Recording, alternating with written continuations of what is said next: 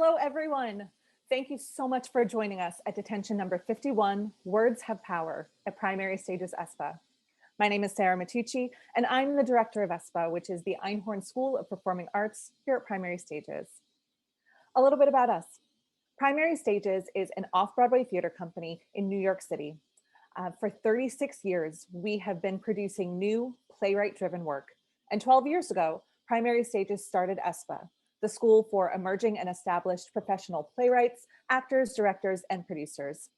We've had classes in our Midtown studios and now online. And our goal is to have artists learn in a non-judgmental environment from professionals currently working in the field. But just as important as what happens in our classroom, we want to create community and the opportunity for collaboration. We want everyone in our family of artists to find their people, the artistic partnerships that they can take out of the classroom and into the world, which is why we are celebrating ESPA Fest this week and tonight, Detention.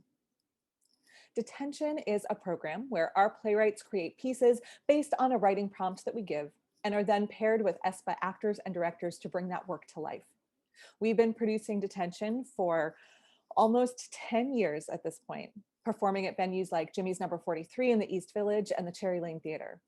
This is our 51st Detention, and we were not going to let the obstacle of social distancing stop us from collaborating and creating. So we find new ways, right? We forge new paths because creativity lets us breathe and dream and escape and imagine, especially right now. Our prompt for this Detention was born out of a statement made by then President-elect Joe Biden on January 6th. He said to us, at their best, words can inspire. At their worst, they can incite. As we've seen throughout history, and even in these past couple of months, words have immense power. They have the potential to instill great wisdom and insight, or incite violence, depending on where you put the emphasis. For this Detention, we asked our artists to think about the power of words, both our greatest tool for hope and our greatest weapon of fear, and create pieces about the power of words and the implications on those that choose to wield them.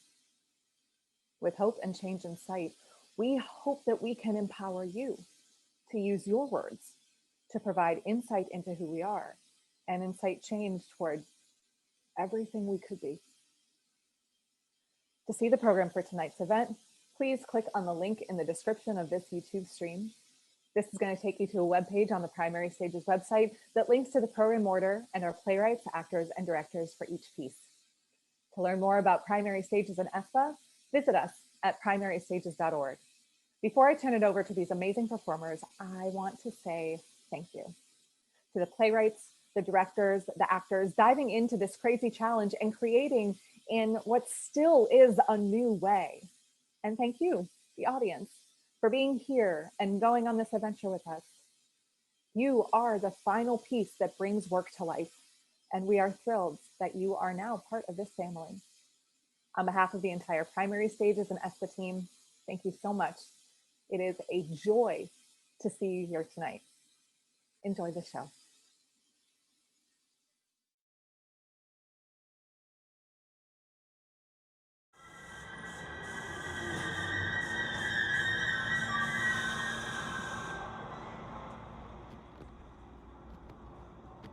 The first time someone called me beautiful, I was 6 years old. I was in the grocery store with my mother, and this older woman walks up to us and says, "I just had to stop and tell you," she's talking to my mother, "what a beautiful little girl you have." I giggled. She was kind. That was the first time I realized I'm special. It kept happening. Strangers in malls, teachers. When I was 8, I discovered that the boys in my class had made a list of the prettiest girls in our grade, and I was at the top. I was embarrassed about the attention, but I also felt proud. And I realized there were things I could do to draw even more attention. I wore cute outfits. I let my hair grow long, and I smiled a lot. By the time I was 12, I knew my superpower and how to wield it. And then when I was 14, I told my uncle I wanted to be an economist. And he said, "But you're so beautiful." And when I was 16, my high school boyfriend shared nude photos of me with his friends. And when I asked him why, he said it's because you're so beautiful. And when I got my first job in the shoe department of Neiman Marcus, my boss kissed me in the break room because I was just too beautiful. I offered up the best part of myself to the world, and the world gladly took it. But what did I get back? After that, all I wanted to do was stop being beautiful. And so I tried. I wore baggy clothes. I tied my hair up. And I never smiled at men. Some things got easier, yes. But I was also hiding a part of myself that the little girl in me loved. My physical appearance is not something the world should get to control. So no, sir. It is not a compliment to tell a woman on the subway that she looks beautiful. Stand clear of the closing doors, please.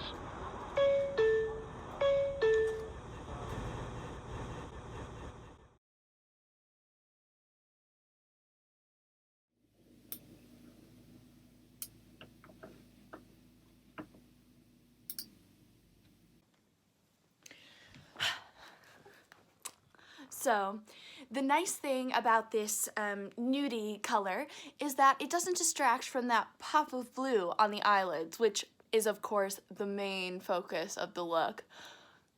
I've been focusing a lot on my eye makeup lately, with us wearing masks and all. But you can still put in a little lip effort just for yourself, you know? I think that's more important than ever. Okay. So next, what do we have left to do? We're going to gel the brows. This is the Anastasia Clear Brow Gel. I hope you guys can see this, okay? And just a reminder, there's a product description in the link below where you can also subscribe to my channel. Mom, I'm busy.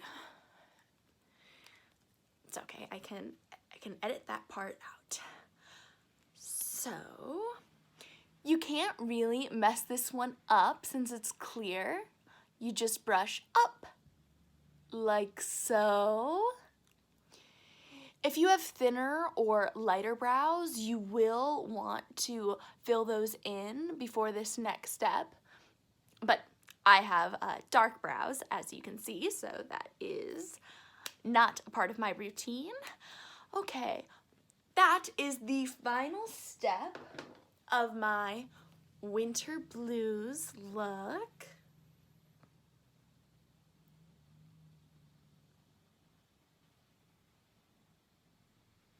I hope this was super helpful. And so I know you guys know that I like to end my makeup tutorials with some motivational words for you all. I just think even though makeup is kind of fun and girly, we should all still be seriously supporting each other during these times.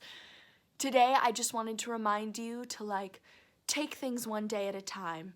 You know, this year has been really hard, and I just think it's important to focus on the things we can control and be gentle with yourself.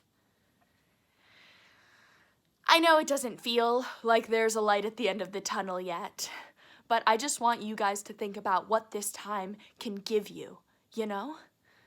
You guys know that I lost my job a few months ago and had to move back home, but I actually consider myself really lucky because that gave me some space for some soul searching, which led me to creating this channel, which I think is my destiny. You can be whatever you want to be. I truly believe that. I love you guys. I feel like we're really having a conversation. It's just so important that we take this time to talk about our feelings and about the things that we love and appreciate, like makeup. There's a link to subscribe to my channel below, and if you wouldn't mind telling a few of your friends to subscribe to my channel, I'm just trying to get a few more followers to like grow my community. And if I get 1,000 subscribers, I can start to monetize this account, which would be like my dream job. So maybe everyone who's watching could tell 10 friends. And then if you have 10 friends, I mean, I've talked to all my friends already.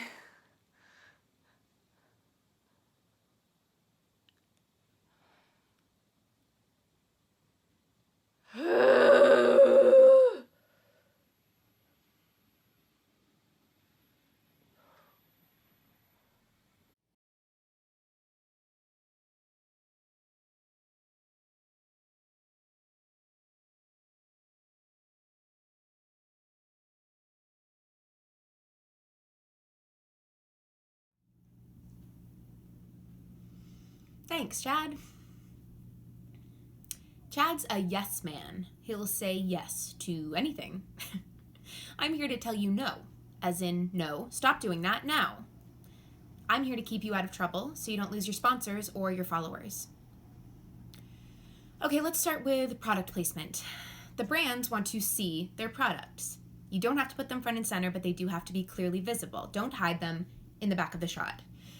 And make sure you label these videos. Hashtag ad. I know, it's a pain, but you know it's an even bigger drag, getting fined by the FTC. Second, you're forgetting what makes good content. You can't afford to do that. Ryan? No one wants to watch you bench press for 60 seconds. You're hurting your completion rate. Olivia, your intros are too long. Explain the history of the firefly pose while you're doing it. Don't make people listen to a lecture first. Jaden, have you forgotten about Instagram? You need to be posting 2 stories a day minimum or else you're going to be downranked.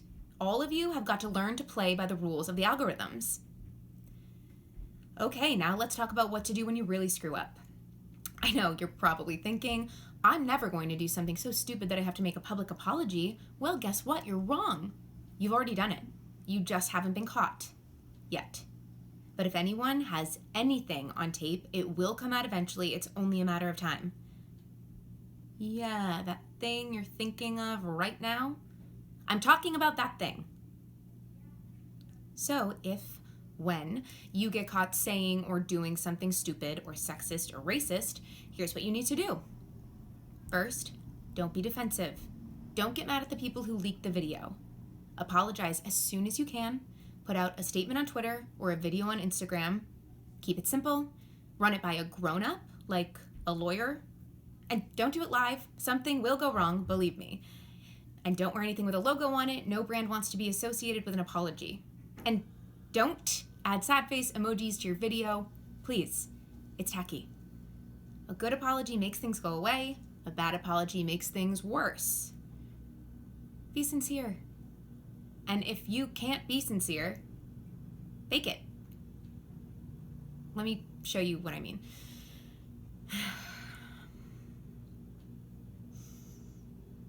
Hi guys. I know you've probably seen that video and read all that stuff on Twitter, and some of it was taken out of context, and a lot of it isn't true. But there's no excuse for what happened. I know that what I said may have been hurtful, and I just want to apologize. I'm so sorry. What happened is not a reflection of who I really am. You guys know me. I'm not a mean person. I work really hard and I really value the community we've created. I love you guys, and I didn't mean to do anything to screw things up, okay? I'm really sorry.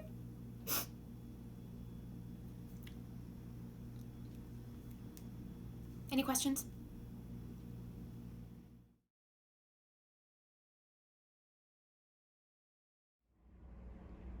This is unreal. No, I won't. I'm not going to. So you just come around to forgive me already. I didn't do anything wrong. Michelle, I didn't mean to. You know that. So I'm not even gonna dignify this with. Quit looking at me like that. It's really fucking scary. I'm an ass. Is that what you want me to say? Come on, let's just. You can't just. It's not fair, Michelle. You always fucking do this. And I won't stand for it. It wasn't a big deal. So I'm not gonna let you just.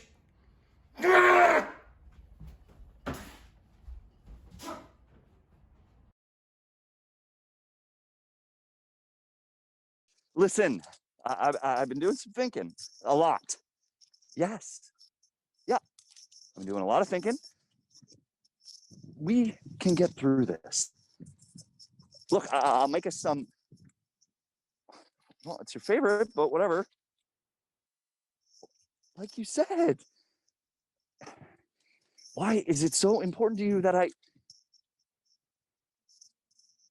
that therapist lady? I yes. Well, think about trying to. You know I am. Fuck.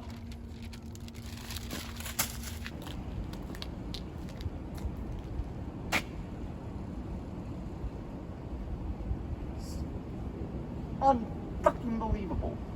Just like, are you fucking kidding me? Michelle? Yeah? Haha, point taken. Say you're sorry. Fuck you. This is my home. It's 3 words. You know what? I'm sorry. I'm sorry you gotta be this way. I really am. Just like all my stuff. You never had it so good. You know that? And I am sorry. Sorry you had to get all high and mighty in some feminist bullshit and ruin our fucking lives, Michelle. Sorry about that. Really fucking am. And I'm fucking sorry you're such a heartless cunt.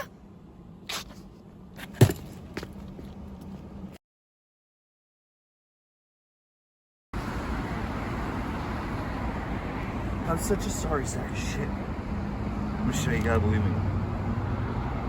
You aren't. Well, I mean, I wasn't wrong per se, but I'm fucked. I'm so fucked. And, I don't know what else to say to get you back. I need you back, please. Take me back. I love you.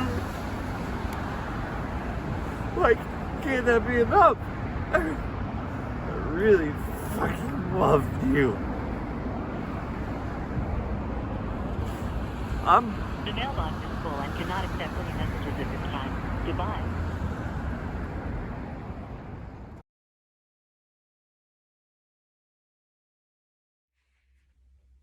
Okay, so, hi, I'm at book club, hiding in the bathroom because I really need to talk to you. So, last night, we all went to karaoke. Everyone was there. Cheers. Ivan, Brandy, Kelly, and Mark showed up. I can't tell him not to come to karaoke because everybody goes to karaoke, but I did not want him there. Not looking all happy and tan and shit. But I stayed because I was up in 3 people and I'd been waiting for an hour, so I had to stay. And I sang Bon Jovi.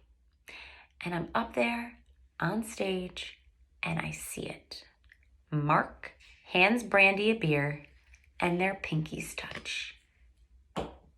And it's this tiny thing, but I know everything in that 1 second. And I look and I see it and I freeze.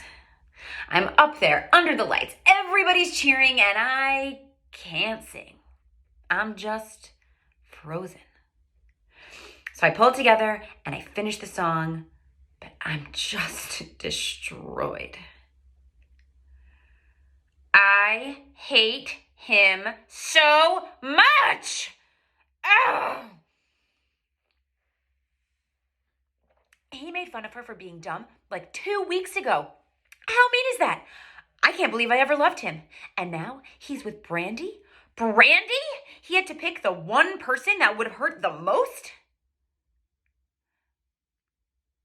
Well, you would have hurt worse, but you're not here. I gotta get back to book club. I read the whole book this time. And there are these 2 pregnant women here who I don't even know, who probably had to pee, just looking at me getting up to go pee. And Mark and Brandy are lying all over each other down there, eating all the cheese, and they didn't read the fucking book.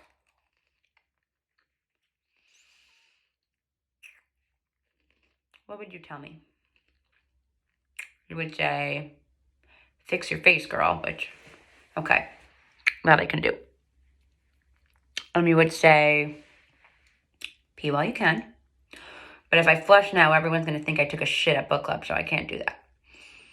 And you would say, why are you crying over some piece of garbage who never even ate your pussy? In a minute!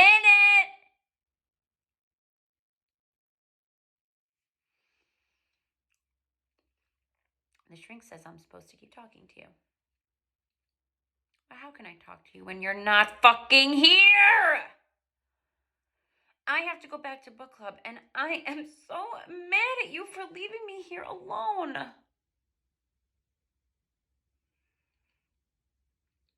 I will love you forever, but I will never stop being mad at you. I wish I could bring you back from the dead just so I could kill you. You would say, never forget your worth.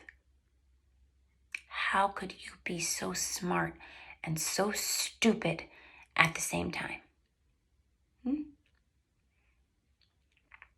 Well, I gotta go slay. I read the whole fucking book.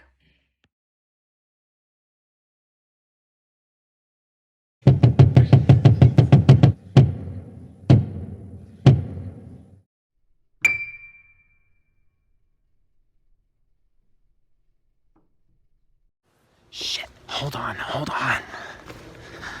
I don't know why it's hard for me to say it. Shouldn't it be hard? It's a big deal, isn't it? I'm not trying to push you away, it's just that I've only had anything like this that one time before. I know this is different, you're different, we're different. But with him, we never said it. I don't know, at first we were just roommates. That's it. Chelsea's expensive. Even before all those Googlers moved in and priced out all the creatives. So when we started hooking up, we decided to keep it super cash. What? Don't look at me like that. As I recall, you dated half your apartment building in San Francisco. My point is, as the virus hit, we were never anything sort of official. But somewhere between the BLM marches and those idiots' attempt at a coup, things changed. Even though it just looked like... Even though we were just boiling noodles and watching British baking shows. It was actually life and death. And all we had was each other. So we didn't need to say it. We knew. At least I thought we did. But then... vaccines came along. We could go out and do things, see other people. So we did. He swiped right and he was out the door. And I felt so dumb. I thought we were gonna be forever, but he was just hunkered down for the winter. I know you're not him. We're not trapped together. I think I can say it to you. I want to be able to say it. Just promise me one thing. If you don't mean it, please don't say it back. I love you. David?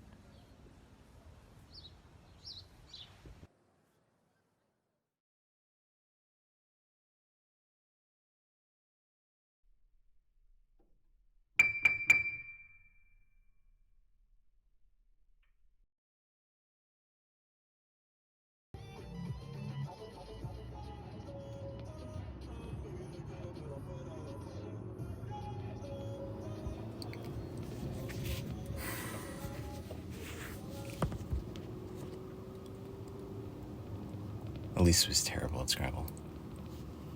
She once played the word reds. 5 points she got for sacrificing an R, an E, a D, and an S. I nearly threw out of the apartment. People don't realize how valuable those letters are. Everyone gets excited about the Z's and the J's and the X's, but those aren't the tiles that'll get you a bingo. You want a 50-point bonus? Deliver. That's a 7-letter word, and it isn't flashy, it isn't exotic, but it's just an ordinary word with a common prefix and a common suffix. Scrabble is won and lost on D, re, and ed. Demoted, derider, repelled, removed. Bingo. Bingo. Bingo, bingo. I used to think Scrabble was a game about vocabulary. I used to think the point was just to see how obscure you could be. There's a time in my life I'd throw an S and 2 E's away on a word, like swevin, just to show you how smart I was. It means a vision, a dream.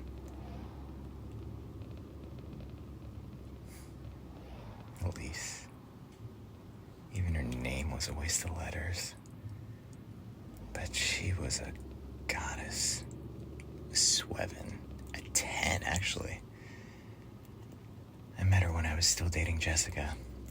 I never cheated before that, but Elise's interest in me was inexplicable. I was enchanted, enthralled.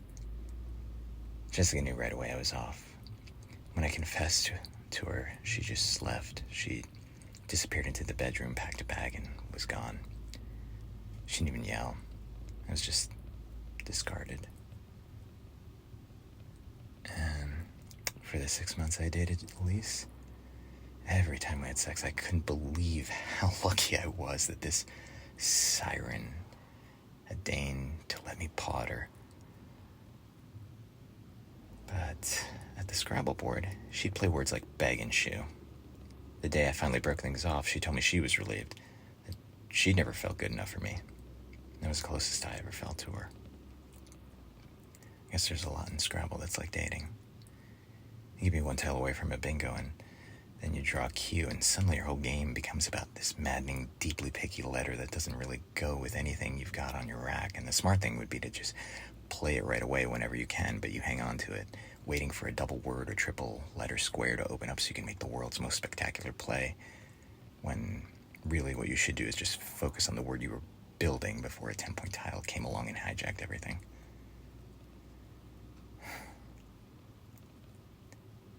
Jessica added me on Facebook today. Turns out she's married now to a guy named Jackson. Jackson. So, at least one of us got a bingo.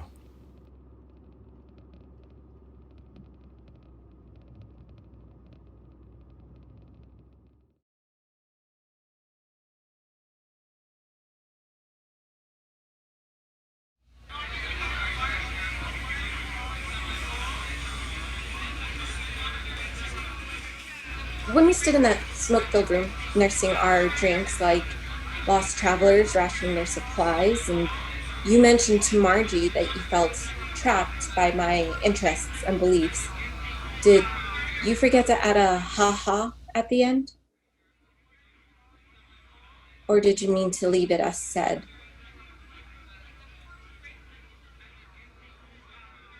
My gut cried for a Pepsid. and I felt myself turn sour. A feeling I haven't felt since our first date, when I accidentally mentioned to you that I have a preference for oral experiences, but you heard oral, which made me think of what Freud would say. But things seemed a lot more literal this time.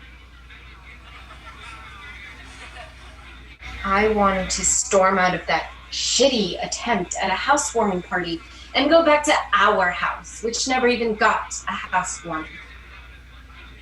Did you dread the idea of planning, asking people to attend? Or did you secretly want my interests and beliefs all to yourself, so that after hearing them day after day, resentment would boil and fester to the point where you could go to someone else's housewarming party to complain about me? Smoke tickled my throat, and I felt a tear drop off my nose and into my drink. And I thought about how cinematically cliche this must look. I'd pour my sangria all over you and storm out of that housing lottery marble, but not before thanking Margie for her mediocre hospitality. But instead, I waited it out by your side, and I cataloged one by one which one of my interests and beliefs you were hypothetically tormented by. Fantasy novels, Indian food, baking homemade bread, fostering dogs, gun control, being the small spoon in bed, my religious beliefs or lack thereof, red wine, craft beer, autumn walks, my voter status, nimbles on my ear. And as I tuned out the incessant beat of Margie's housewarming playlist, I looked into your eyes and I wondered if it was all of the above. And I thought about how I would talk to you on the long train ride home. I toasted Brandon Flowers, Mr. Brightside, and I finished my drink. And I looked around that room for that ever-elusive ha-ha.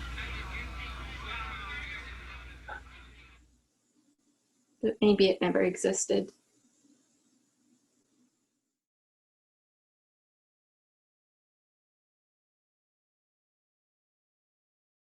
Moosh. That's what he called me. You're my moosh. Never have been anyone's moosh before. Have you? I wanted a relationship, a real relationship. Never had one before, don't know what it's like. But I didn't want to hook up. I'm still afraid of hooking up. Thanks, COVID. Don't laugh. I wanted a Disney movie. Still do. You must think I'm silly, Doc. Living in New York City as a gay man, it's laughable to think that's possible. So I started meeting guys online, thinking sex will be first, and then maybe we'll connect. Maybe. Then he came along. He texted me on Grindr. Hola, hey, I really want to get to know you. You look so sweet and kind. You have a face I want to get to know. No one has ever told me that before. I said, sure, I would love to get to know you. I'm go with the flow. I know I am not a go with the flow, Doc, but I always wanted to be. We met at Taco Bell on 51st Street and 8th Avenue, and we made it our place. We would kiss each other outside. Para, stop it, we're in public, Moosh. He'd be all cute and self-conscious. It was pure magic, you know. He lived in Flatbush, and I lived in Queens. But I wanted to go with him. This is it. I gotta go, Moosh. Adios. He probably said that 3 times, but We couldn't stop kissing. Are you laughing at me? You're a horrible therapist. Stop it.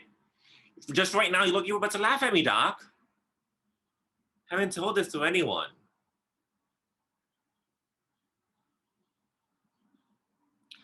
A month later, he texted me. You want to make this official? Hell yeah, I did. Like I said, at 27-year-old, never had a boyfriend before. This is it. But then a week later, he asked me to meet him at his apartment. And I spent 2 hours on the train. The whole ride felt wrong. Had this nagging feeling that something wasn't wrong here. Something was wrong. And yet, I was nowhere near ready. But he was about to tell me. Amorcito, I can't do this right now, Moosh. Right person, wrong time. I'm not ready for a relationship, but we can still be friends. I still want you in my life.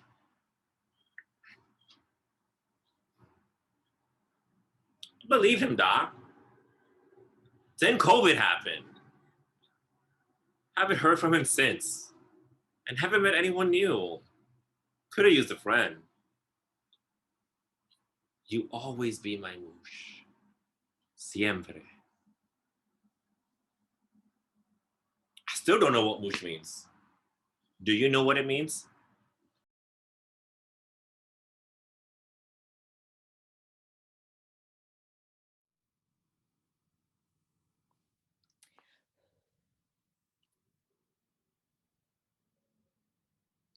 Hi, honey. Anthony, are you there? Honey, are you all right? I don't hear you. Are you at the airport? What's going on? You know I can't go to sleep until we say goodnight to each other. Good morning, Astrid. Oh, this airport is bustling with early birds. You mean goodnight? Is it night there already? Did I lose a day? We talked last night. Oh, I don't know if I'm coming or going anymore. Do you know when you'll be home yet? We received our last assignments today. I only have 3 more stops and then home at last. Ooh, where are you going this time? Why Arizona? Why not North Carolina? And okay. Well, if you don't want to tell me, you don't have to be rude about it. I don't know why Arizona. What? No, that's where I'm traveling to. Why Arizona? Why not North Carolina? And okay. Look, it's late here. If you aren't going to give me a straight answer, I should just go to bed.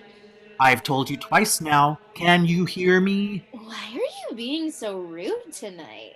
Honey, I'm not being rude. I'm just answering your questions. Okay, so then answer me this. Sure. Where are you flying to right now? Why? If you don't want me to know, just tell me. Why? I'm tired of your guessing games. It's late. Just tell me why. That was my assignment. You know you can't question these things. Why? Yes, why? No, tomorrow. Why? Yes. Huh? And then why not? I don't know why. No, why not? Why is in Arizona? Naturally. And then lastly, I'm off to Oklahoma, okay, before I get to fly home. Can do. No, can do is in North Dakota. That's where Lenny is going tomorrow. Let's not talk about him. Why not? No, sweetie, I'm going to why not. Lenny is going to can do. Naturally. I wonder how hot Arizona will be. Why? That's right. What's right? Why? Why not? No, that's my second stop. Are you even listening to me? Okay. Okay is my last stop. Just stop! Okay. Oh, good. Now, let's back up here. What does your boarding pass say for the plane? Why? What does the call board say at the airport? Why? When you fly into the city line tomorrow, what will the sign say? I suspect it will say, welcome to Y. Why not? No. Why not is in North Carolina. Forget about why not right now. Okay. No, that's in... Oklahoma, I know. See? You get it. Get what? My travel agenda. I'm still waiting for you to tell me your travel agenda. All right, let's try this again. First I fly into Y, and then I fly into Why Not, and lastly I fly to okay. I need more. Why are you bringing up Debbie? How am I bringing up Debbie? Because she's flying to Need More, Texas tomorrow. I have more intelligence in my left hand than Debbie has in her whole body. Scott is going to left-hand West Virginia, not me. I'm going to Arizona. Why can't you just tell me what the city's name is? Why? Fine, don't tell me. I did tell you. When? Just now. Why Arizona? I don't know why you're going to Arizona if you still have so many questions about it. I don't have any questions. Why do you? Just one. Why Arizona? Yes. And while we're at it, why not North Carolina? Oh, you're getting it. But apparently Oklahoma is just okay. That's right. What's right? What you just said. Well, I have no idea what I'm talking about. Why can't we just have a normal conversation? Mary is going to Normal, Illinois, not me. Okay. That's in Oklahoma, I know. I knew you'd get it. I'm tired and I'm signing off. Good night, sweet lips. Why are you bringing up Kelly? She's going to Sweet Lips, Tennessee tomorrow. I'm going to, Why not? No, why? I don't know. I give up. Why? Yes, that's where I'll be talking to you from tomorrow night. Good night. Was it something I said?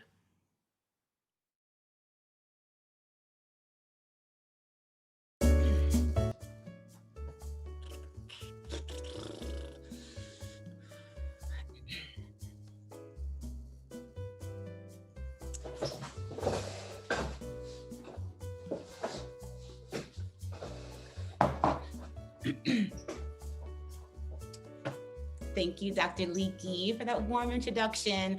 Oh, it is an honor to attend the annual meeting of the Archaeological Institute America. Okay.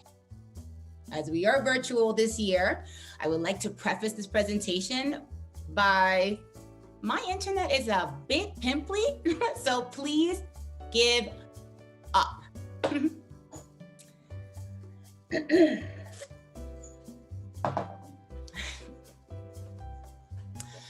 Not a taboo. Maternal undress in late classical Etruscan mirror iconography. Intricately decorated bronze mirrors have been found in Etruscan tombs.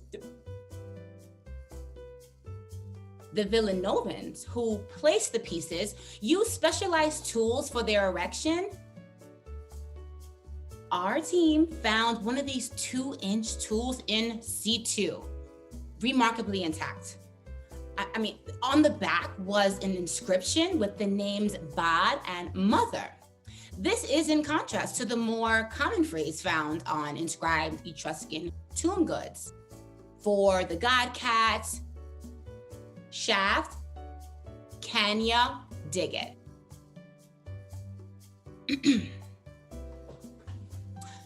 Let's jump, Mac Daddy, towns, Chiusi, Tarquinia, Cerveteri, and Volchia, where the transfer from bronze to iron accompanied great social change.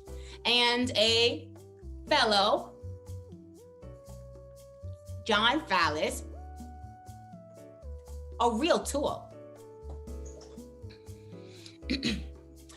Iron was known from the 3rd millennium, of course, but still rare in the middle of the 2nd millennium. The Villanovan culture produced stunning small bronze Peters or Cox with tiny crest-shaped helmets, which I rather like. On a side note, to massage, walnut oil, truly an athletic event.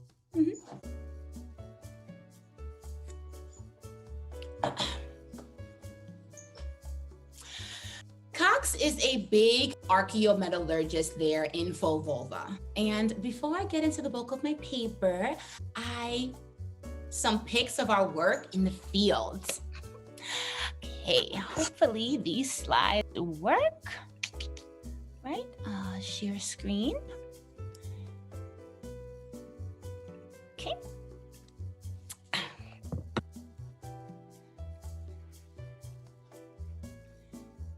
Honestly, I am excited and hungry for cocks, as you can see here.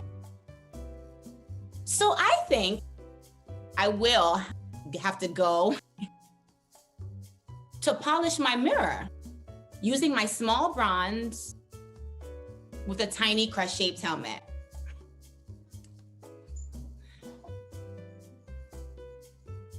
Questions?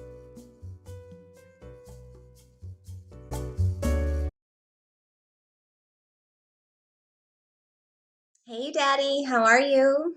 Adam sent you the invitation. I left your voicemail twice, so now I'm trying video. Will it make any difference? You never mailed your RSVP. Look, Daddy, what I'm trying to say is we want you to show up. It's only 4 weeks away. They have to tell the caterer. I know you're okay because I phoned Mrs. Hirsch. You talked to your next door neighbor, but not your kids. You know, maybe he doesn't call and say, but I know that he's hurt. Adam always spoke up for me anytime you wouldn't listen to me. Why do you think he became a lawyer? Why am I talking? Is it going to do any good? Daddy, why won't you go to Adam's wedding?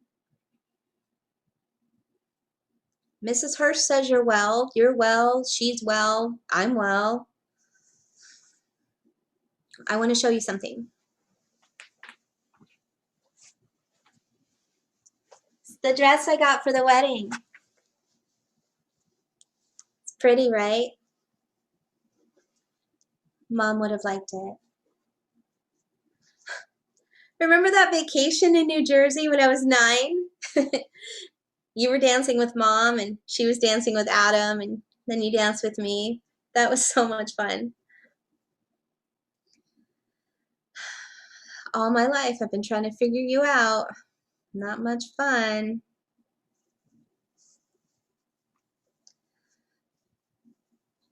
I know you think you let Adam down. He told me you think that it's your fault that he's gay. He's just being himself. What if you never tell Adam you're happy for him? How will he feel? Are you happy for us? How are we supposed to know? Adam didn't ask you to pay for the wedding. Just show up. So it's black tie. What'd you expect? He never wanted that skateboard you got him. He's not adventurous in that way. Marrying David is his one big adventure. If I haven't changed your mind, well, Adam will be glad that I spoke up for him. I spoke up for him. I did. Show up for Adam. Show up for me. It'll make me so happy, Daddy. Come dance at Adam's wedding. There.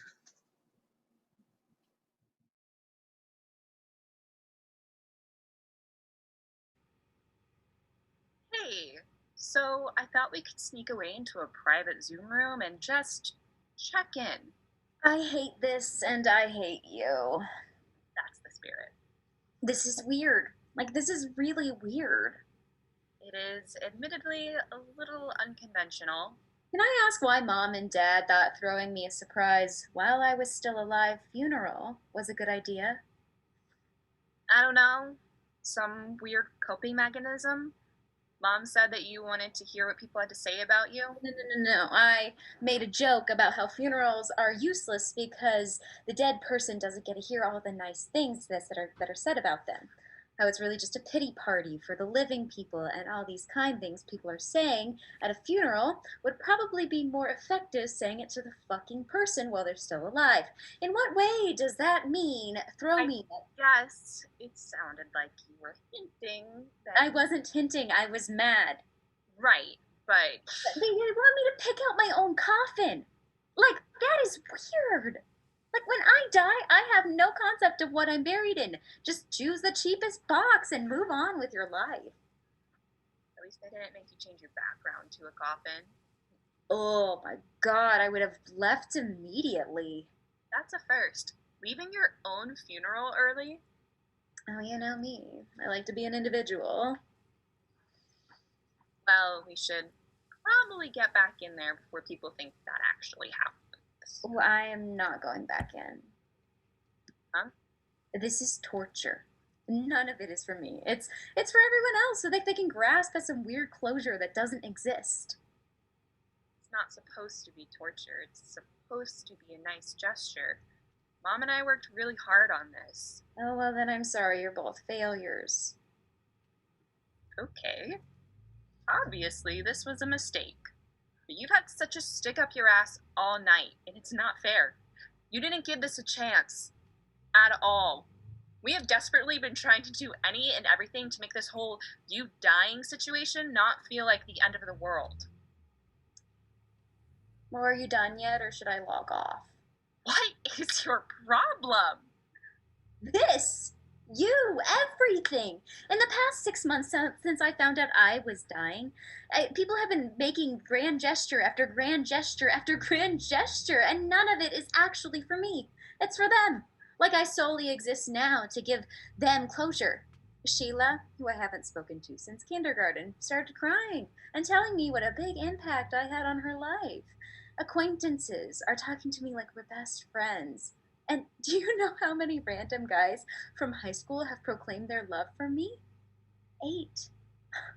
I don't know if it's like some type of hero complex or people think that their niceness will fix me. Well, maybe all these stupid romance stories about love and death and sickness are just like brainwashing these random guys into thinking that if a girl is dying, she wants a love story.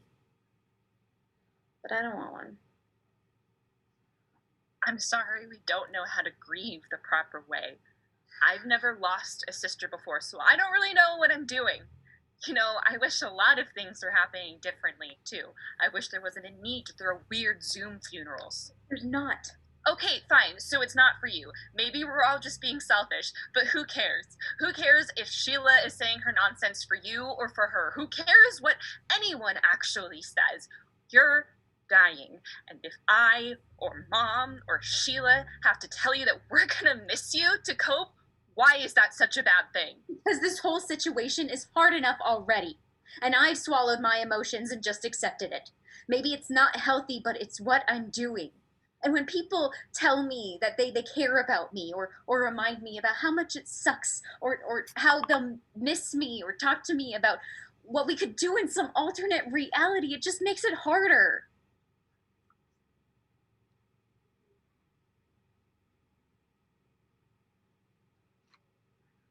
In that case, I find you to be mildly pleasant. A decent enough sister, but there are probably better. All in all, I would rate you a 6.5 out of 10. Slightly above average, but nothing special. Thank you. And shut up. Hey, you know what? You should dress up like a ghost and boo at people when they get too emotional. It'll be confusing. Guests will think you're acting out some weird ghost bit, but we'll know you're trying to drown out any overly sentimental acquaintances. Oh my god, you're a genius. I'm clearly the brains in the family. I appreciate this. And I hope people are able to find some sense of closure tonight. Does that mean you're ready to go back to the main room? In a minute. I need to find a good ghost sheet. Oh no, are you actually doing that? Duh. And when Mom scolds me, I'm going to tell her it was the brains of the family's idea. Wait, Quinn? Oh, I'm sorry. I can't hear you. I'm turning into a ghost. Oh my god. What have I done?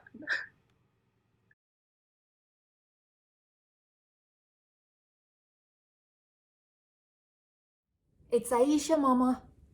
You have to look at the screen to see me, Mama. There you are. Now I can see your face. The nurse says you keep saying television. But it's a pandemic. They don't have enough rooms, let alone one with a television. I told you like to watch Law and Order. Hatini telly. Give me the remote. Nearly 50 years, and that's the best I can do. No, don't pull that. That's the oxygen. Mama, I went to see Baba at the cemetery. Baba. I took him to yellow lilies like the ones he used to bring you. What were you and Baba thinking? If Baba let you speak your language to me, I would have learned. I know I would have learned. But he decided, and that was that. Don't cry, Mama. No, don't cry. You'll make me cry. We'll both be a mess, and it might make your cough worse.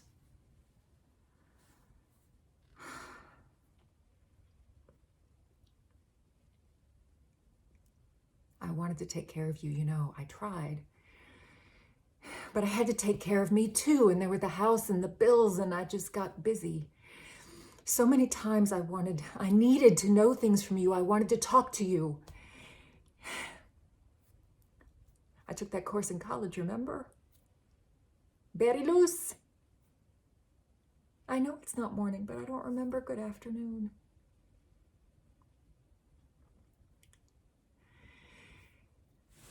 When the nurse comes back, I'm going to ask her to brush the hair away from your face. Your hair looks so pretty brushed back.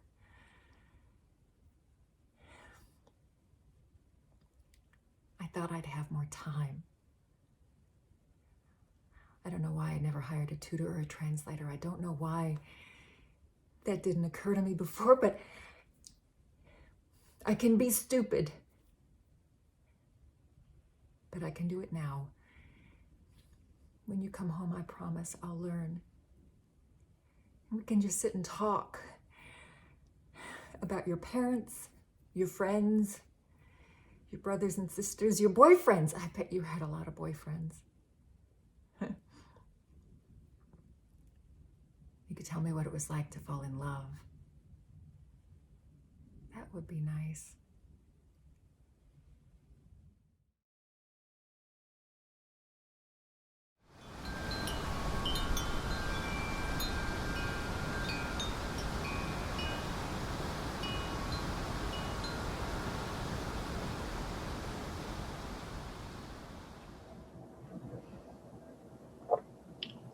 I wandered out. I was 3, maybe 4. Woke up. Everyone was asleep. I always look out the window first thing, and a light mesmerized me that morning. And without care to consequence, I decided to go out. Was wearing a white nightgown, or maybe that's just what I think I should be wearing. Anyway, I tiptoed downstairs to the playroom, to the back door, maneuvered my way around the toys, and opened the door. And then I saw myself framed in the doorway, or at least my memory frames it like that, like I'm about to walk through a portal or something, a gate. And experiencing the sun would make me feel warm and somehow blessed. You wash away the evil sort of thing.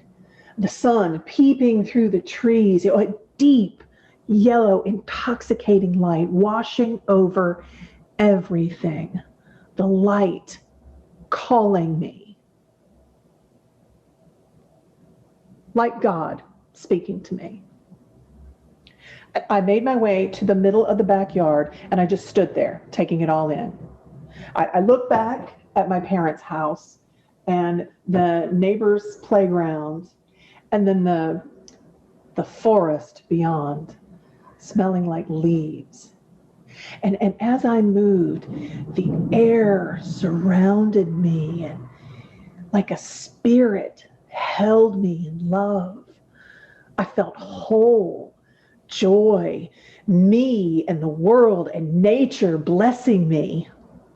And then I suddenly heard a door shut, or like I heard someone shut a door and then lock it. And I am sure that someone closed it. I saw a figure or something, or a shadow behind the door, or what I imagined was a shadow of someone. And I thought it was my dad, so I called out to him. And I thought it was a shout, but maybe it was just in a tiny voice. And I kept pounding on the door in disbelief, in terror, trying to get his attention, but he didn't come. No one came. And all I could think is he shut the door, locked it, and walked away. Maybe he didn't see me in the yard when he locked the door. Or maybe he did see me and he locked me out because he didn't want me to come in. He didn't love me. Maybe no one wanted me to come in. Maybe no one loved me. No one sees me.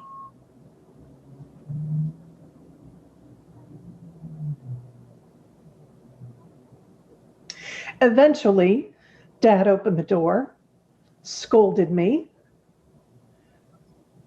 had this weird look on his face.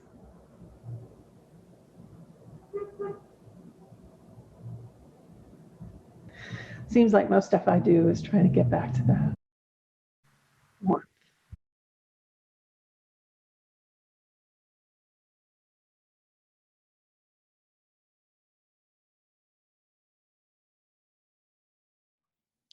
I want to tell you right out of the gate, I don't cook. I am an excellent reheater. I can bake a potato in the microwave. But the idea of sautéing something mystifies me, so you'll never really have much to clean in the kitchen. And it's only me. I'm alone. My mother, she was an excellent cook. And torts, pies, puddings. But I suppose what she really did was bake. She wasn't a particularly good housekeeper. I did inherit that from her. I crocheted an Afghan once. I'd show it to you, but Lily too destroyed it. And that's Lily 3. She's almost 18. And before her was Lily 2. She was 15 when she passed from feline AIDS. And that's why I don't let Lily 3 out of the house. You really don't know what they're doing out there on their own. My mother was the original Lily. Not number 1, but she was the first.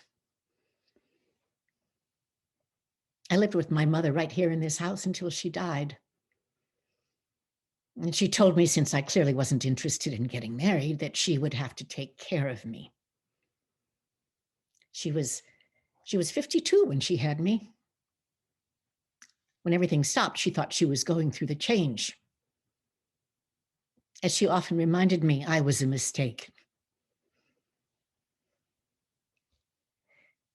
Are you interested in ever getting married? I like cats. They have an aloofness that makes you think that they don't need you, but they do. And when Lily 3 hears the electric can opener, she comes running. And she can be quite disappointed if I'm opening a can of ravioli instead of Friskies salmon with carrots. I've always considered Lily 2 and Lily 3 part of my family.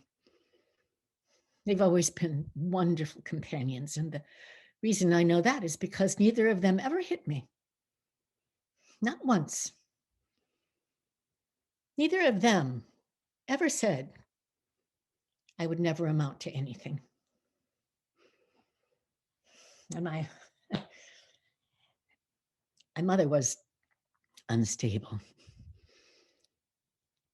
Now we're supposed to say she had an anxiety disorder or mental illness, but really she was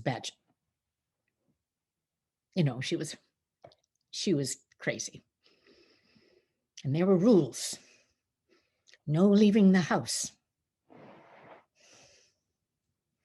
See this scar here? I snuck out one night when I was 14. Never did that again. And never go into her room, which was fine until she got sick. And then I had to bring her canned soup and wipe her. I never go in there now. And you don't have to go in there. I don't care about the dust.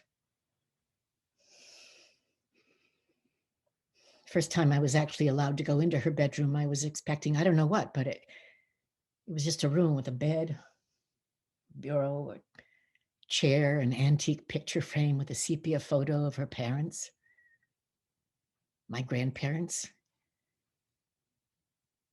My mother looked exactly like the woman in the picture.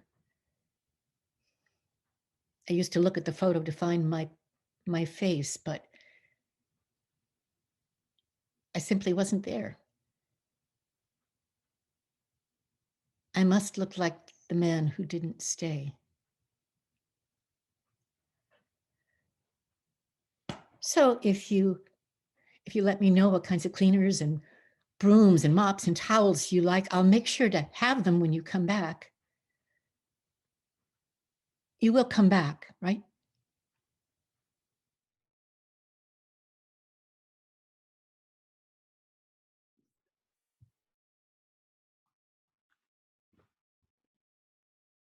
What's up, Peloton? How are you? I am Allie Love. Welcome. This is a 20-minute feel-good ride.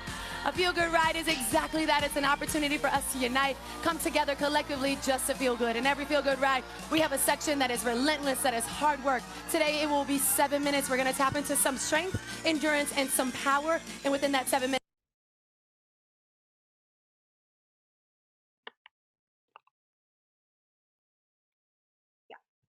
I just watched your TikTok.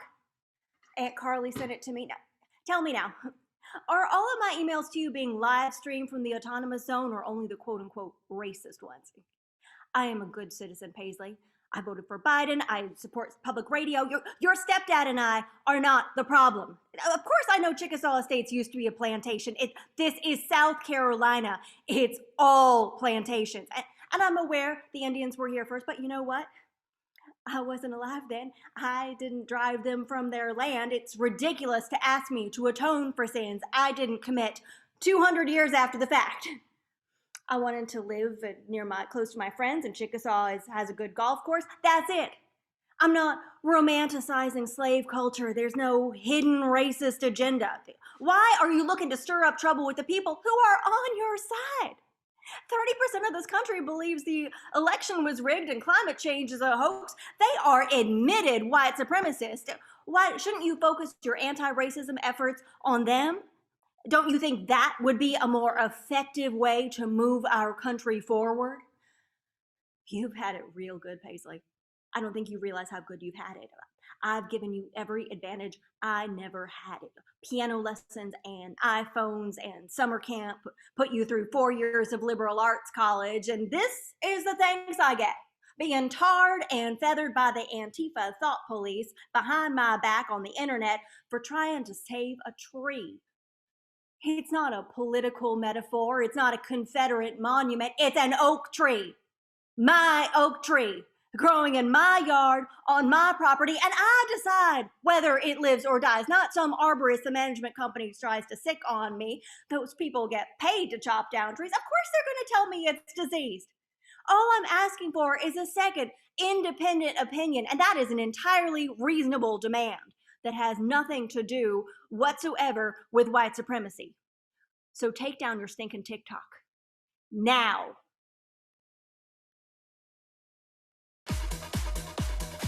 7 minutes. And every feel-good ride, anything outside of that particular section of hard work, you are more than welcome to modify and do whatever makes you feel good.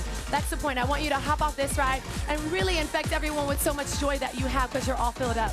Now, You know, I was 4 years younger than you are now when your dad walked out on me with a 10-month-old baby and no job. My mom would have laughed at me, or worse, if I'd asked her to cover my rent. I didn't think anyone owed me anything. I didn't broadcast my problems to the whole world and ask for anyone's solidarity. I put on my big girl pants and got a job. I started from zero, less than zero, and built a successful business, paid taxes, created jobs. Everything you've had in life is thanks to your mom's sweat, blood, and tears in the American dream. So if you want to bite the hand that feeds you, you can go ahead and cover your own rent next month. Because between the move and furnishing this house and this year's tax bill, we're stretched pretty darn thin right now. Tell your employer if they want your help fighting systemic injustice, they can pay you a living wage. And health benefits too, because you're aging off our insurance next year. Hey! Don't cut that one! Hey, it's healthy! Alto! Don't cut my tree! No, and Sarah, stop! No!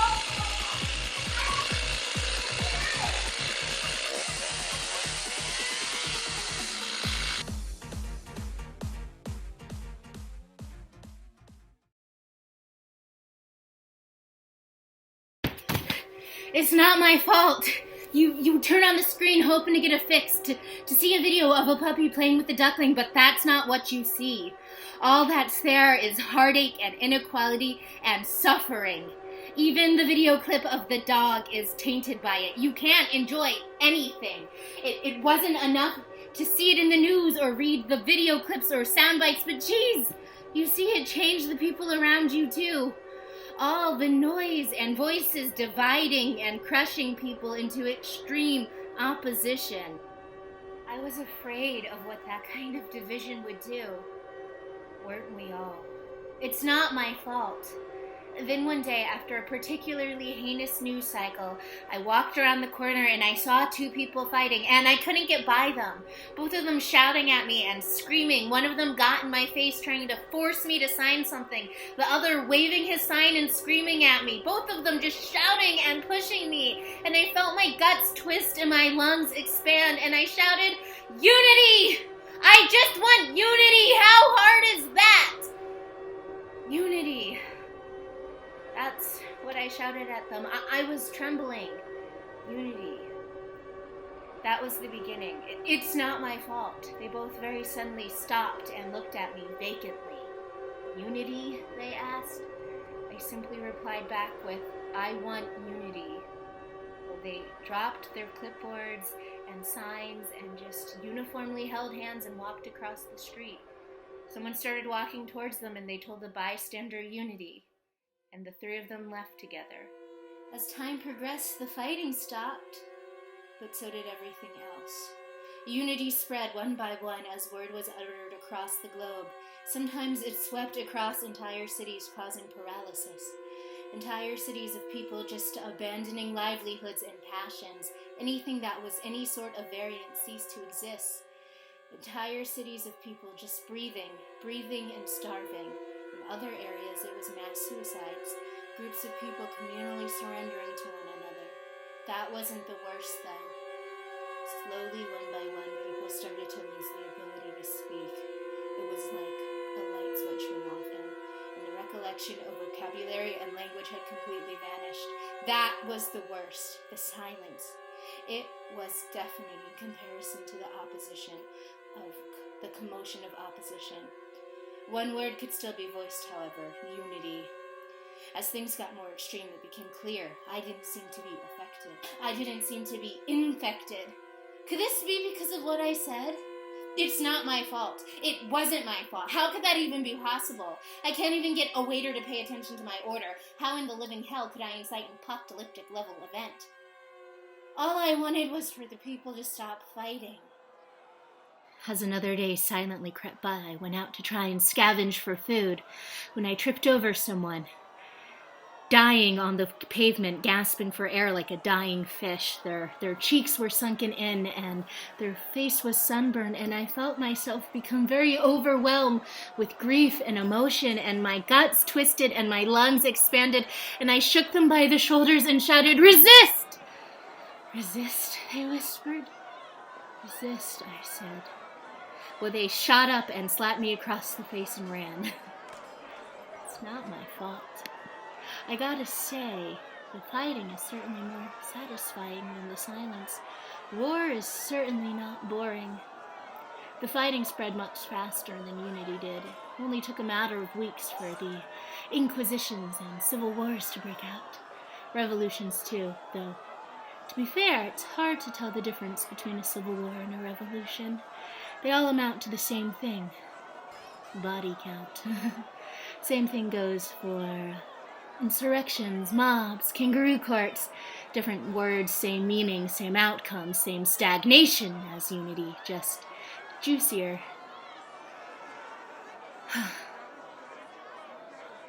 You don't believe me? Well, I suppose you wouldn't, but here we are. I haven't decided on what battle I'm going to bet on yet. Is this what power feels like? Like control, but more ethereal? Closer, closer, closer. I won't bite now. Listen carefully. Fear.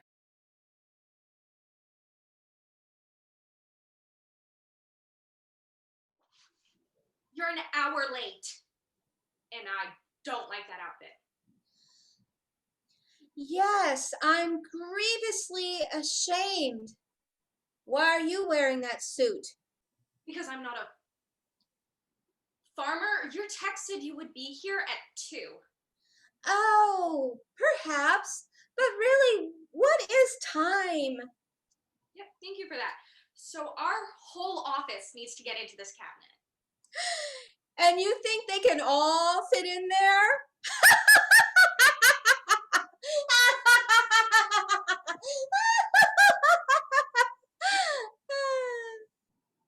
Very well. So, is this one of those companies that's a social media, surveillance, capitalism, fake news services to let people send little messages? And then you collect all their data and make a bundle selling on advertising? That summary is libelous and just plain stinky. People need words, and Chatty Cherry gives them the words of their dearest friends and family at the speed of light. How relativistic.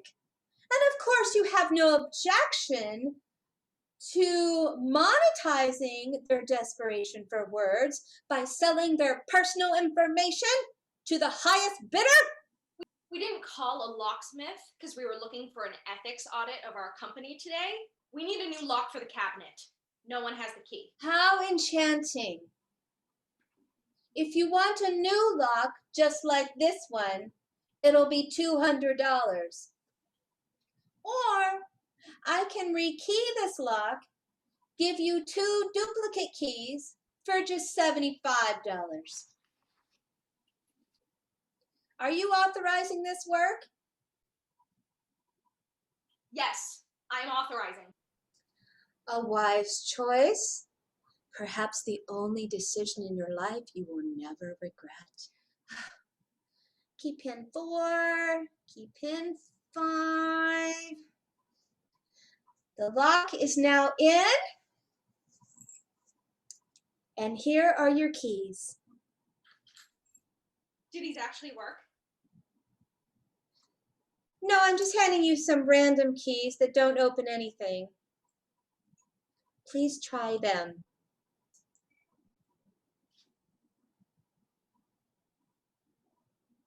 They work? I opened the cabinet. I opened the cabinet. Well, imagine my surprise. Just sign here, and I'll send you a charming invoice with absolutely no nudity. What is that? What did you just stick underneath the lock? That's my calling card. Sylvie's locks around the clock. So people know to call me when they want to shoot the breeze, or if they need a locksmith. Why does it say, be of good cheer? That's my aphorism. I give you a helpful aphorism as part of the service. I don't like it. Take it off. I can't take it off. It comes with the job. As part of the job, you arrange for your customers to be vandalized? People need words. They need to know why they're getting up in the morning. You can't just be throwing foolish words at people. That's our job. That's what Chatty Cherry is for.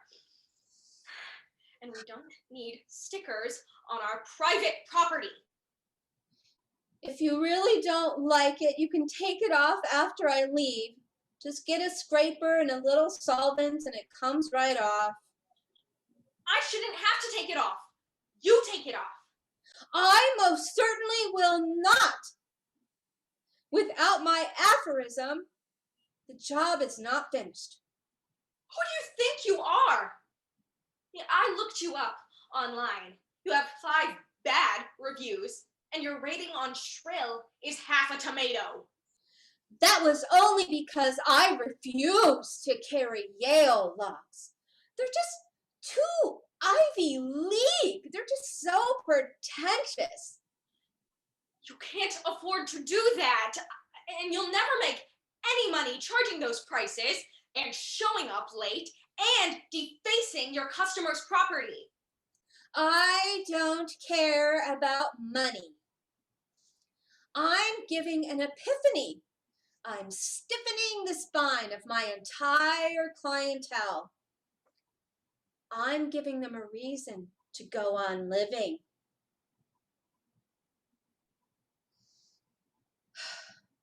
Oh, who am I kidding? This business is going nowhere. I can barely make rent. The only repeat customer I have is a guy who wants me to put a second lock on his mother's coffin. I'm a lost cause. I should just do what I believe in.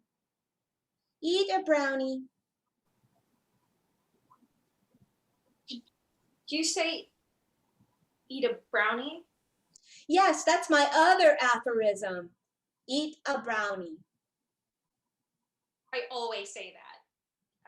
Just never out loud. Could you maybe give me a job? Here?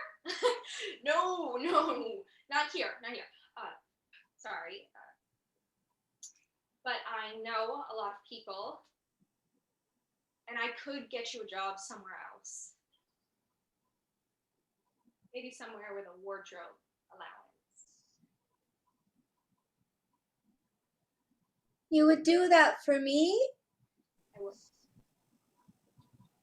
Now, can you please take the sticker off?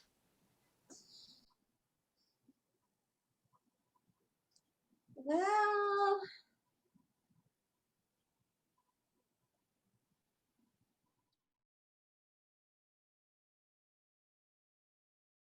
overnight, and it looks like that's kind of paving the way. 6.7 tip. Hope restored. It's interesting how people make you do things that they would never do themselves. Take the job, move. You're young. Enjoy your freedom. They manipulated me into thinking my words, my art mattered, while they stayed safe and debt-free.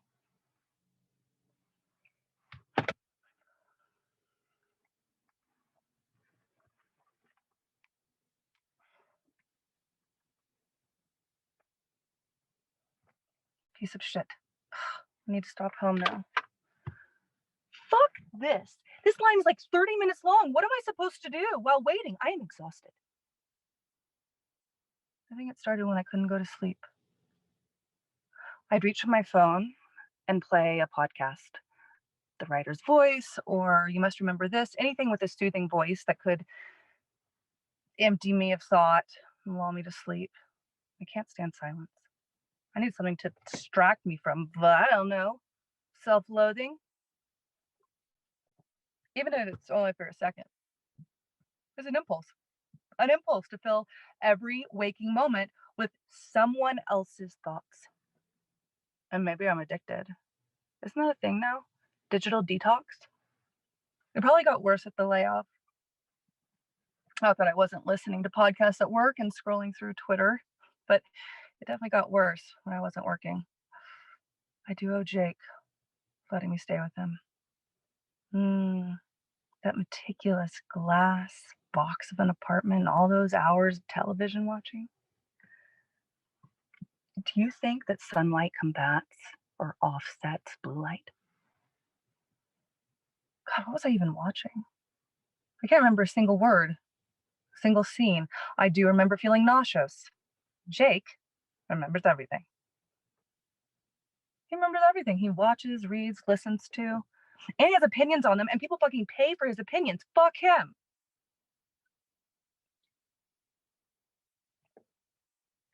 It did hurt a little when he said that I sucked him dry, that he had nothing else left to give. But maybe he's the one who sucked me dry. I'm glad I left. That fucking glass box, accommodating only the view of the street or the void of the screen.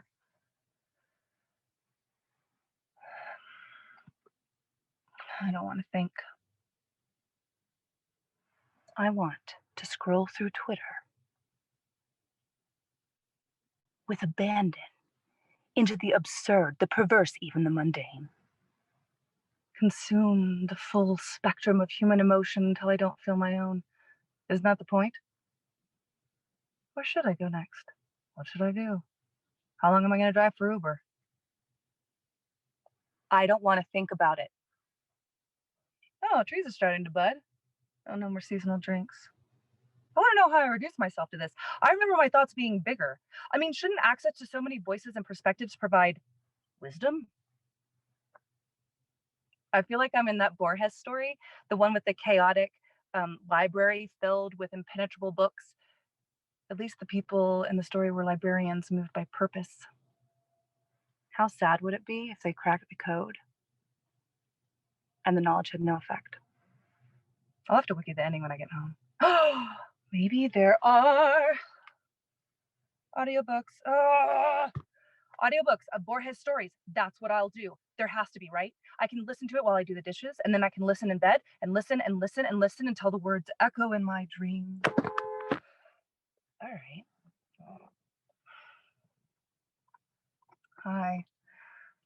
Mobile order for one grande iced Americano, please.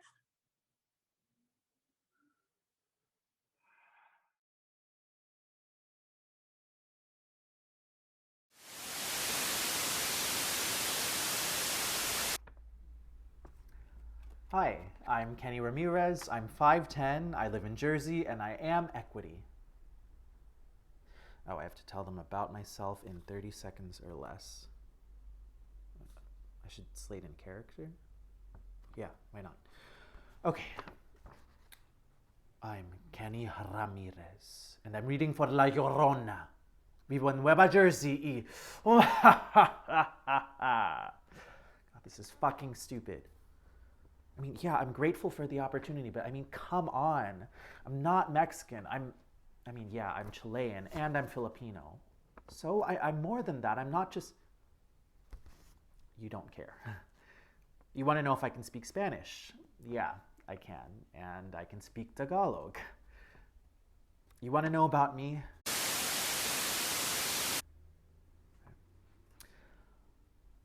When I was just starting out, I had a meeting with a high-profile manager.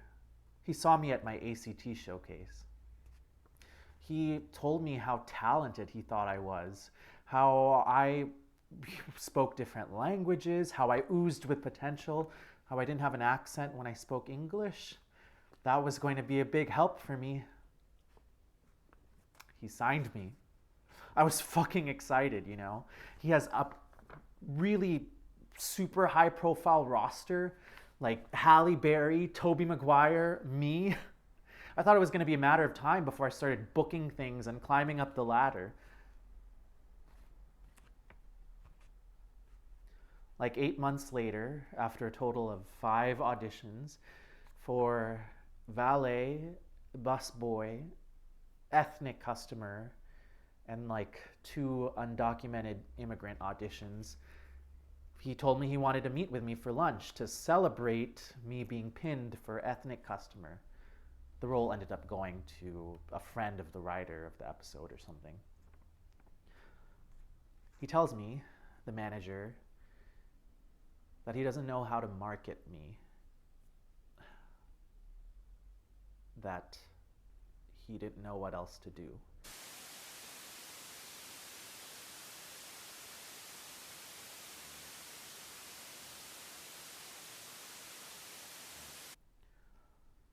I met with an agent once who she told me we're having a normal conversation and she just blurts out, "Your resume doesn't say you know how to use a gun. Can you use a gun?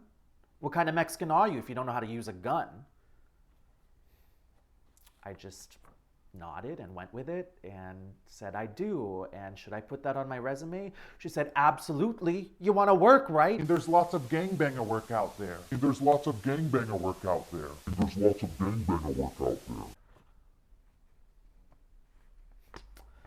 I just nodded and, you know, what else am I going to say?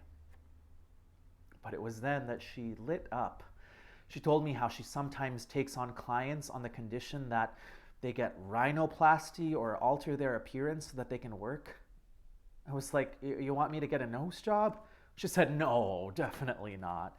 We had a laugh, and then she told me she wants me to shave my head, wear wife beaters to auditions, maybe get a couple of little tats, depending on my finances, small, so that they can be covered up easily with makeup. I said, "What about on my neck?" She just looked at me, smiled, and said, "Welcome aboard. I love actors who can commit."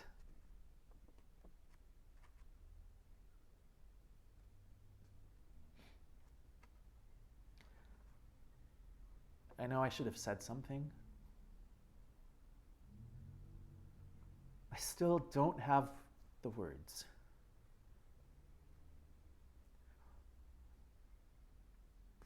Words have meaning, right? You want to know what else has meaning? What else says something? Silence.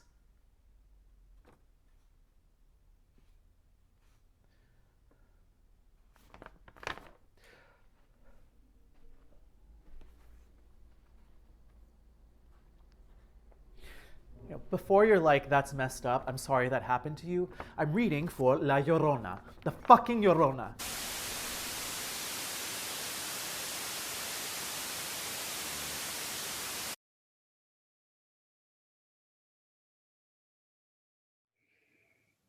I won't say I'm no better than anybody else, but I'll be danged if I ain't just as good. I won't say I'm no better than anybody else, but I'll be danged if I ain't just as good. Don't tell me the great Cora Thurgood is starring in another production of Oklahoma. I had my first rehearsal today. The cast greeted me with a standing ovation. Unnecessary, but completely understandable. That must have felt good. And if you'll excuse me, I'd like to finish my script and my wine, not necessarily in that order. Sure. Are you all right? Of course. Why wouldn't I be? I know you. We only talk when you're upset. I'm not upset. Well, if you must know, there was a small incident at rehearsal, but I took care of it. Ooh, sounds juicy. You know how I love backstage gossip. I don't want to talk about it. I wouldn't bother with something so trivial.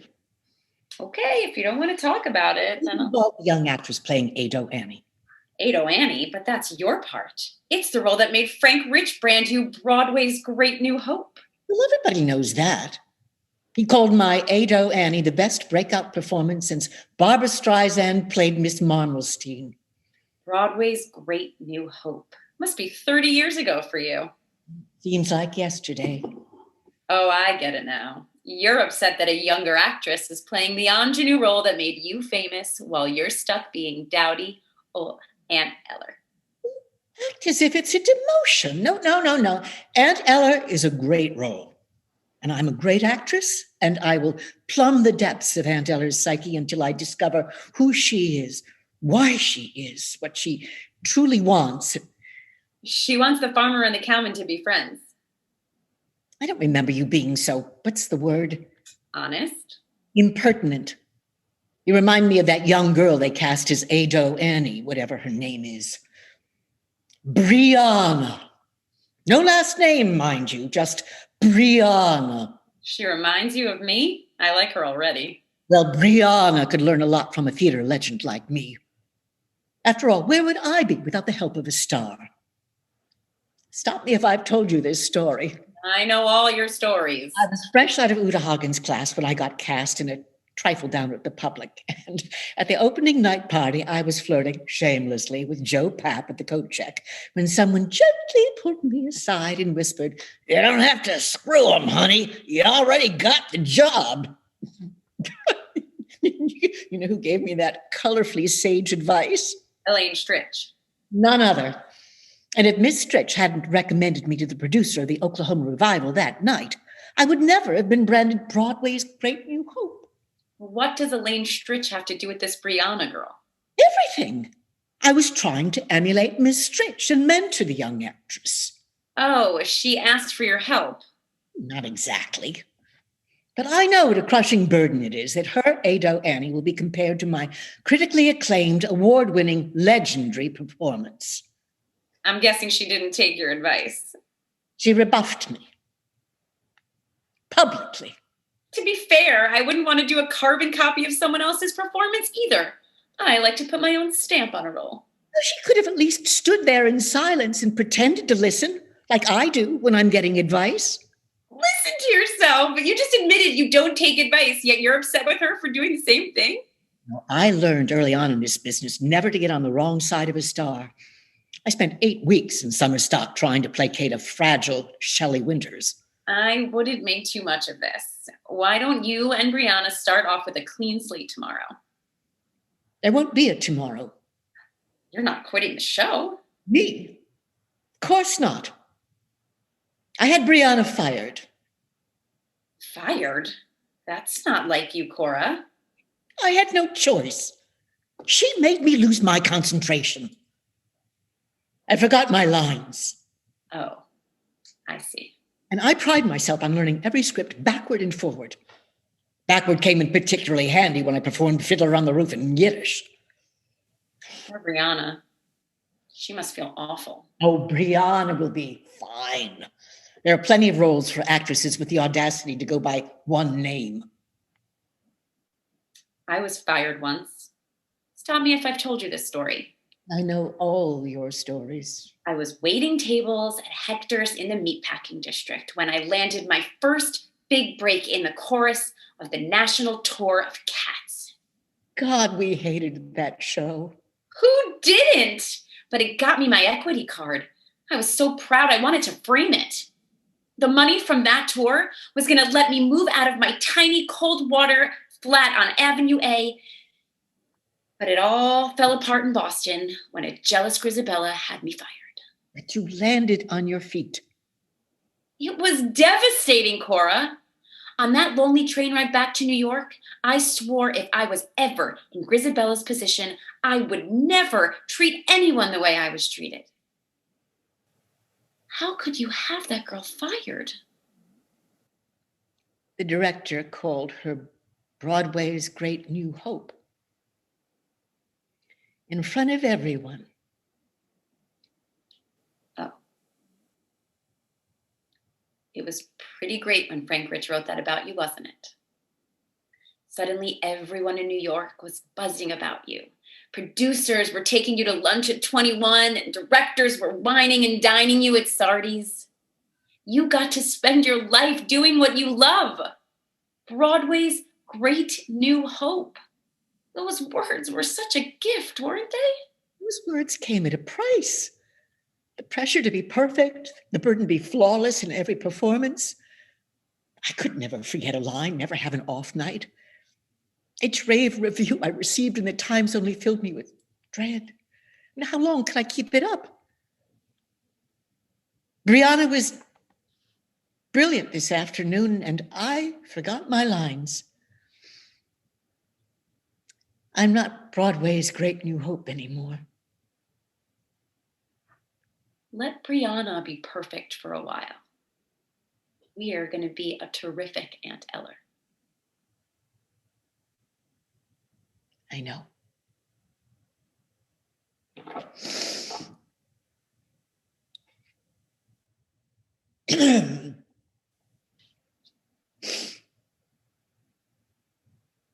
Brianna, darling, this is Cora Thurgood calling.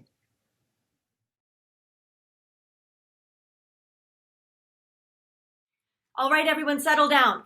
Class, it's time to be quiet. Jenny, you need to apologize to Winston. What? Because you hurt his feelings. We don't name call. Yes, boys have feelings. Okay, quiet down. Shh, shh, shh, shh, shh, shh. Good.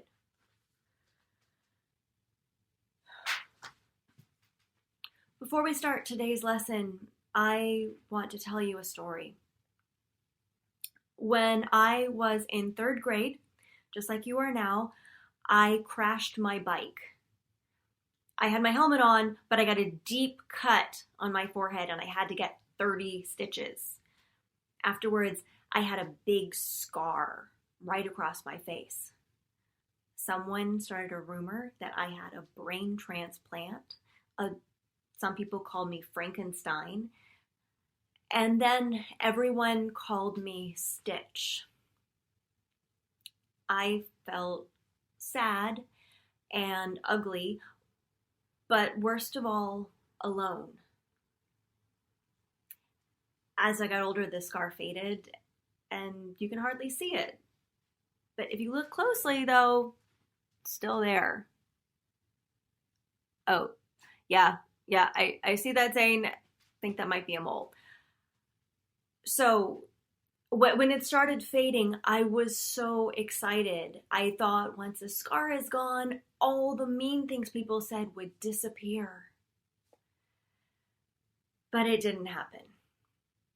And even now, I can remember exactly how those words made me feel. Every time we speak, we make a choice to say something kind or helpful or funny or mean. What we say to each other and how we say it matters. Think about a time when someone called you a name. How did it make you feel? Taj, we can't say that word, but your brother definitely should not be calling you that. I know it's hard, but we have to try. We have to try to find the words, the right words. Because if we don't, we won't be able to understand each other. We'll just have hurt feelings. We won't get to laugh and play and learn from one another. So what do you think? What words will you choose? Jenny? Saying, "I'm sorry you're dumb, Winston," is not an apology. Let's try again. Better. Thank you. Winston, do you have something you want to add?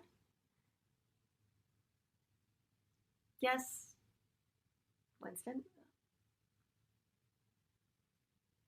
Scars are cool.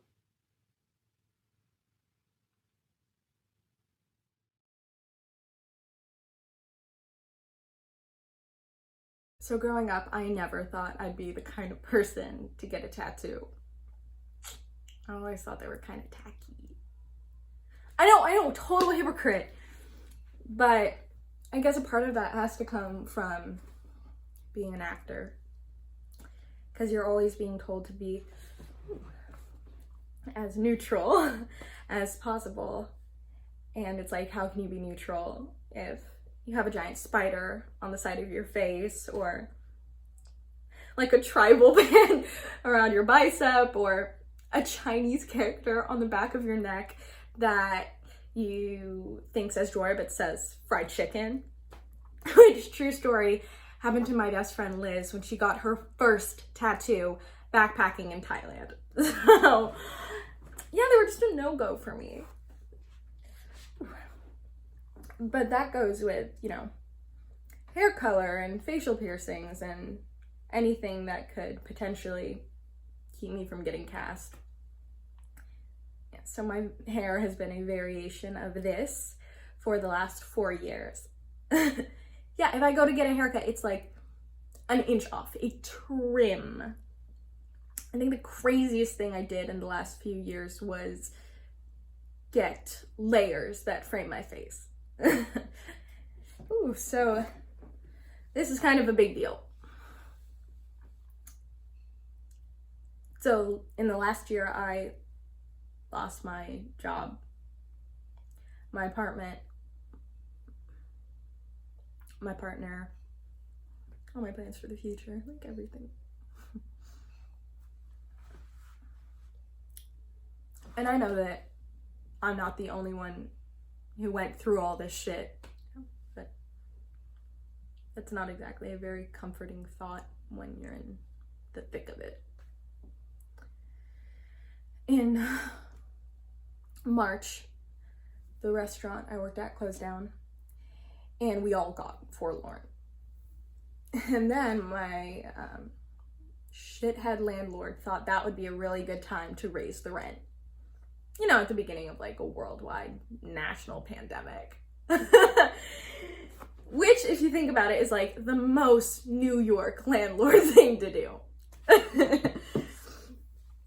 But, you know, I had no job. I had no way of making money. So we, my partner and I moved out. He went back to Oregon to be with his parents, and so I came here to Florida to be with mine. And you know, we're thinking we have to do long distance for like 2 months, like 3 max. Within 2 weeks, he broke up with me over text. And through what I gathered from Instagram, started hooking up with some chick he went to high school with. And the showcase that I booked, when an agent who was interested in me heard that I wasn't in the city anymore, they passed.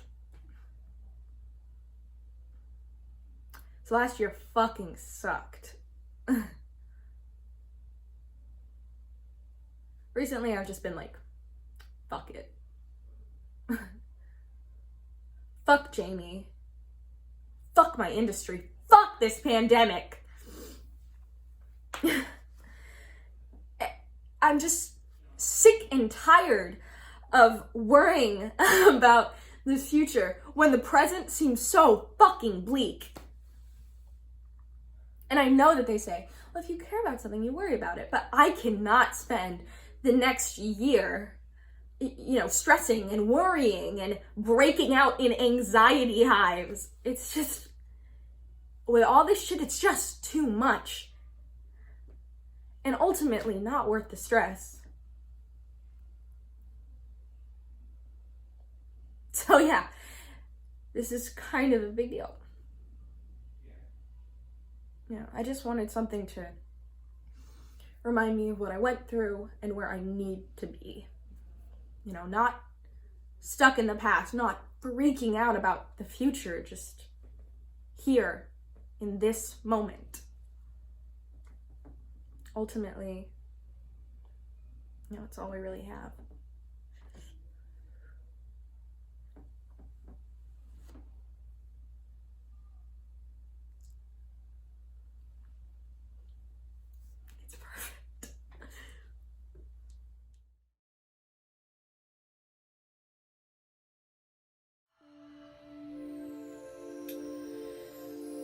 grateful.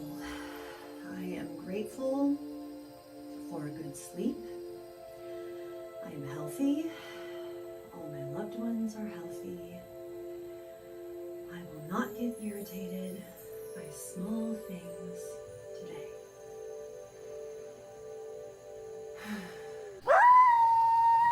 Sadie! Get out! Get out! God, you need the bathroom. Do I bother you? I don't think so. Thank you. Whew. Okay. I have half an hour. Okay. Your Honor.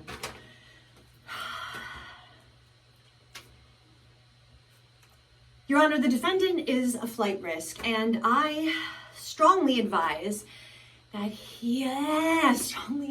what are you, his mother? Okay.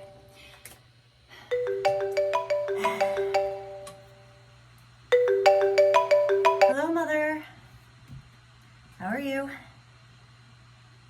You're just leaving Walmart? It's 7 a.m.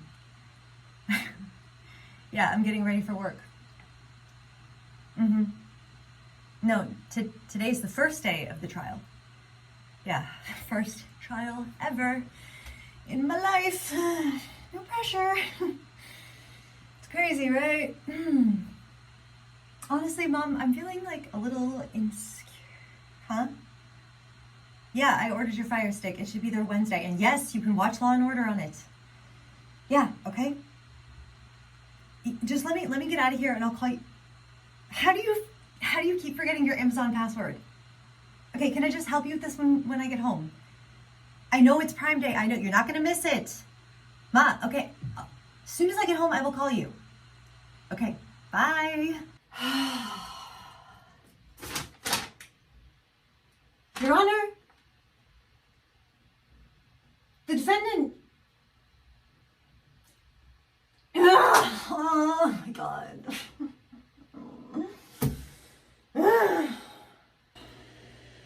Why bother? Why? Honestly, why?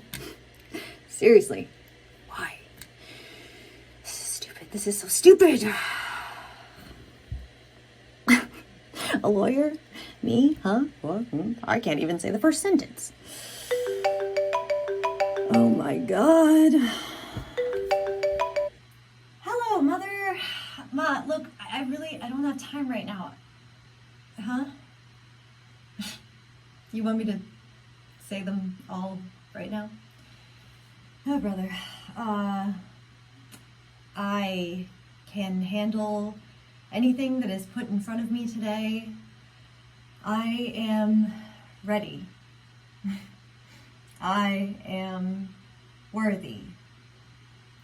I can handle today. You're right. I know, you're right. No, I wasn't really freaking out. I was just doing the same thing, actually. Yeah, thank you. I needed that. I needed to hear that. Yeah, thanks, Mom. Ma, I'll do Amazon later. Okay. I love you too. Bye.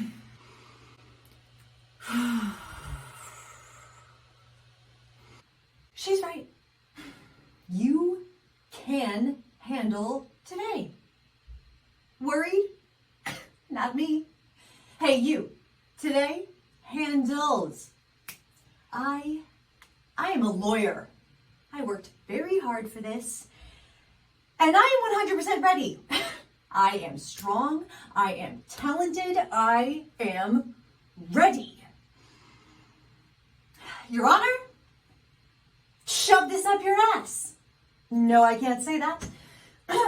Your Honor, the defendant is a flight risk, and I think it would be in the best interest of the family if he be denied bail. Take that. Who got that? I do. You matter. You're enough. You are strong. It is okay to be vulnerable. It is okay to have moments, but we bounce the fuck back. I am starving right now. I could totally use a bagel, but I'm gonna have some boiled eggs because that's the better choice. Totally having a bagel tomorrow, though. Balance. Okay. Pumpernickel. All right. Hello today. I am ready. Sadie, Mama's ready.